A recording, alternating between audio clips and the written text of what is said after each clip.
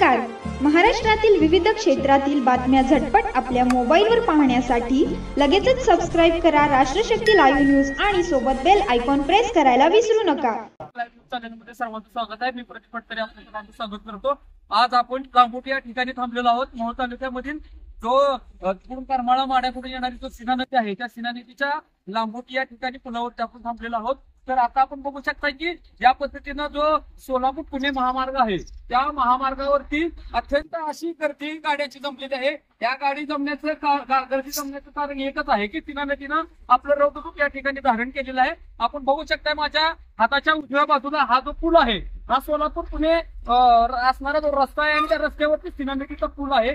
सीना नदीच्या पुलानं अत्यंत पाण्याचा सर्वदूर धारण केलेला आहे आणि पुणे आणि सोलापूर हा असणारा जो लाईफलाईन आहे तो लाईफलाईन काही तासामध्ये बंद पडण्याची शक्यता आहे.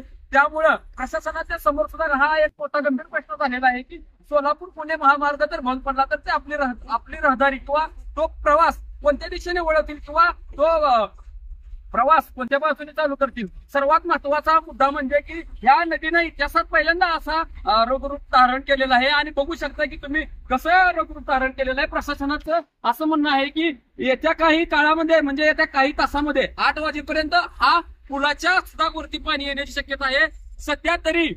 सध्या तरी सूत्रांच्या माहितीनुसार असं आलेलं आहे की 62,500 क्युसेक वेगाने हा पाण्याचा फ्लो या ठिकाणी लोटत आहे. त्याचबरोबर या नदीच्या पलीकडे असणारा जो तिरेगाव त्या तिरेगावाचा सुद्धा सर्व्हिस रोडचा पूल पाण्याखाली गेलेला आहे. त्यामुळे तिथला सुद्धा रहदारी बंद झालेला आहे. आपण बघू शकता की रस्त्याच्या फक्त एकाच बाजूनं वाहतूक चालू आहे. दुसरी जी लेन आहे ती लेन अत्यंत पूर्ण बंद केलेली आहे प्रशासनाने.